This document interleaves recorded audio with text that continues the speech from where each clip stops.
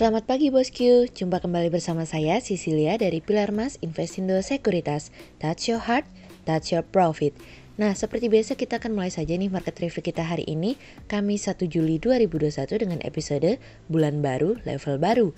Maka dari itu jangan kemana-mana ya bosku, tetap di channel Pilar Mas Investindo Sekuritas. Touch your heart, touch your profit. Pionir Sekuritas Channel di Indonesia.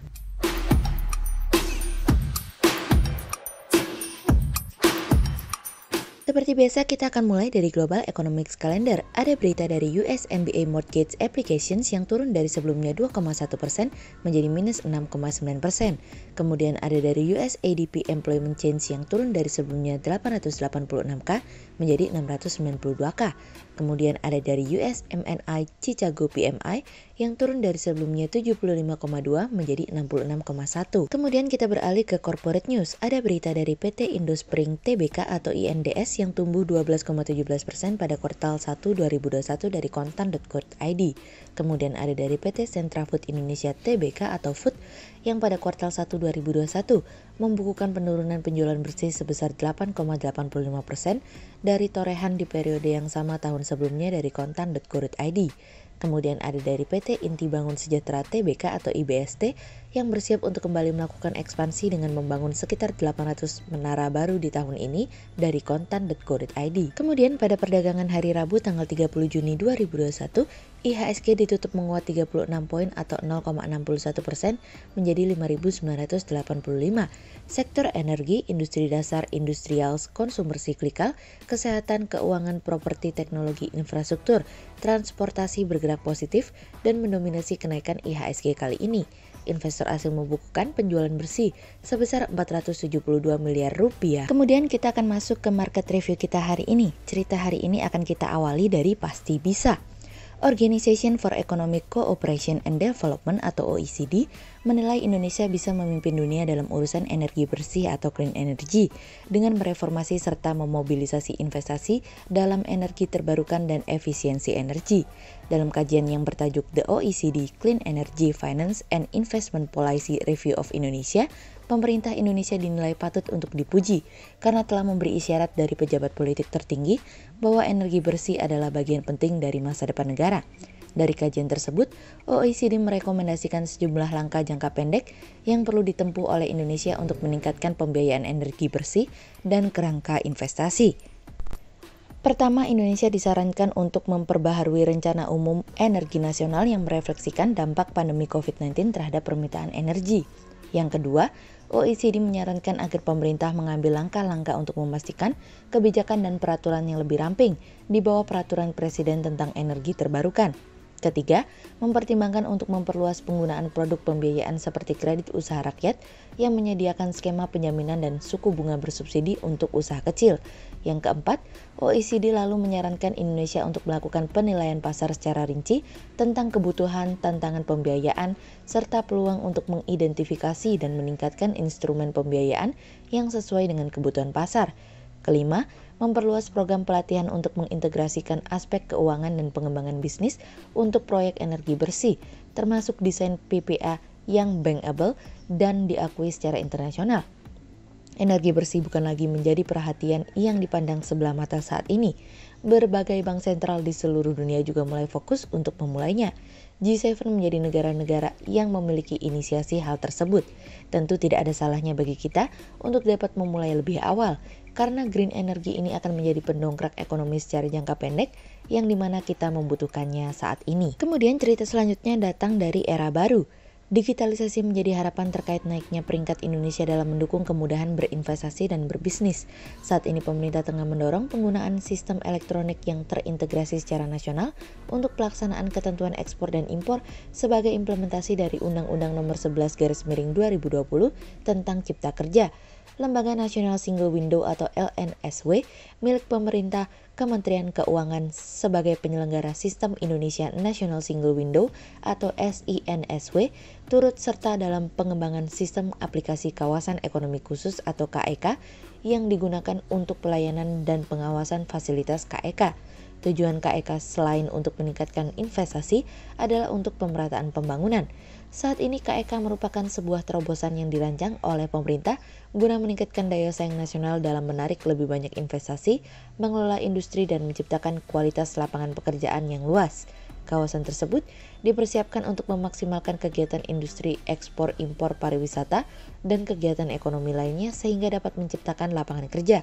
Sebagai informasi nih Bosku, nilai ekonomi digital di Indonesia meningkat sebesar 11% dari 40 miliar US dollar di 2019 menjadi 44 miliar US dollar di 2020. Ini berpotensi naik lagi menjadi 124 miliar US dollar di 2025. Skor literasi digital Indonesia pada Global Innovation Index 2020 adalah 3,47 dari skala 5. Saat ini kontribusi ekonomi digital terhadap produk domestik bruto atau PDB masih relatif kecil sekitar 4%, sehingga Indonesia harus berlari lebih cepat lagi agar pada 2025 mampu menguasai 40% dari total potensi ekonomi digital ASEAN. Dan di tahun 2030 ekonomi digital Indonesia bisa berkontribusi 18% terhadap PDB.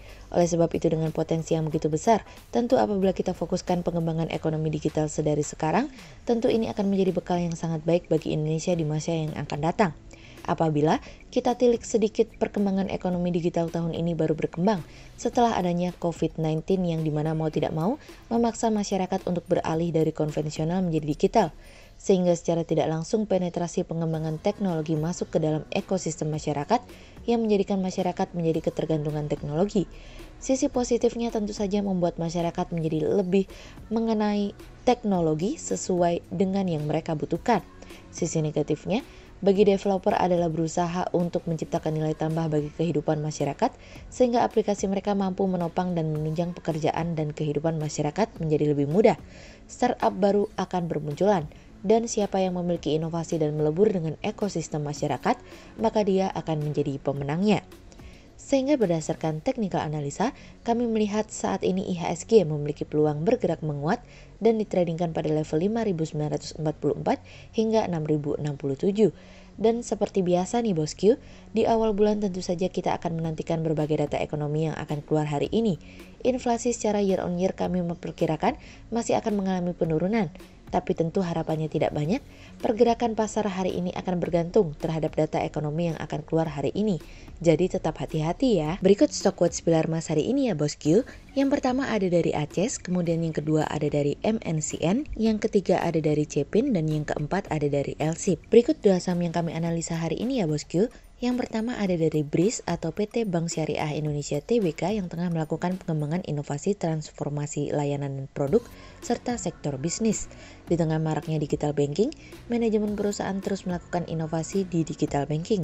Langkah tersebut untuk memudahkan masyarakat dalam bertransaksi perbankan dan juga untuk bersedekah. Sehingga berdasarkan technical analisa dalam tren pada jangka waktu short term berpotensi untuk bearish dengan target 1700 dan tingkat probabilitas sebesar 51%. Kemudian yang kedua ada dari APLN atau PT Agung Podomoro Land Tbk yang pendapatan turun menjadi 485,44 miliar rupiah hingga periode 31 Maret 2021 dibandingkan pendapatan 1,32 triliun rupiah di periode yang sama di tahun sebelumnya. Turunnya pendapatan yang dibukukan perusahaan sepanjang kuartal 1 2021, hal ini seiring dengan melemahnya daya beli masyarakat akibat pandemi corona yang masih terjadi saat ini tentunya. Masyarakat atau konsumen tentunya menunda untuk berinvestasi pada properti, konsumen cenderung untuk memenuhi kebutuhan pokok. Sehingga berdasarkan technical analisa dalam tren pada jangka waktu short term berpotensi untuk bearish dengan target 125 dan tingkat probabilitas sebesar 66%, sementara dalam jangka waktu long term berpotensi untuk bearish dengan target 105 dan tingkat probabilitas sebesar 46%.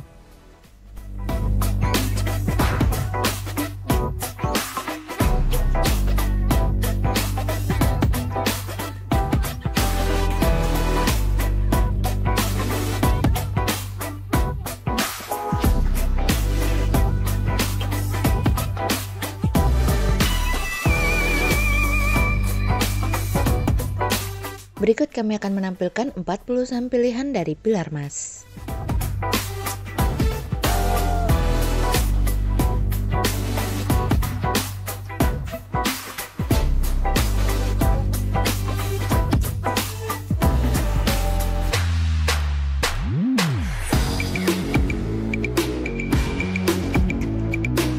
Sekian untuk review market kita kali ini ya bosku. Untuk info lebih lengkapnya bosku bisa download PDF dengan klik link di bawah video ini atau bisa juga langsung akses ke website kami di www.pilarmas-investindo.co.id. Dan jangan lupa untuk selalu jaga kesehatan buat para bosku ya. Kita akan bertemu lagi besok pagi untuk market review yang berikutnya. Jadi jangan lupa like, subscribe, dan tonton terus channel Pilar Mas Investindo Sekuritas. Touch your heart, touch your profit. Pionir Sekuritas Channel di Indonesia.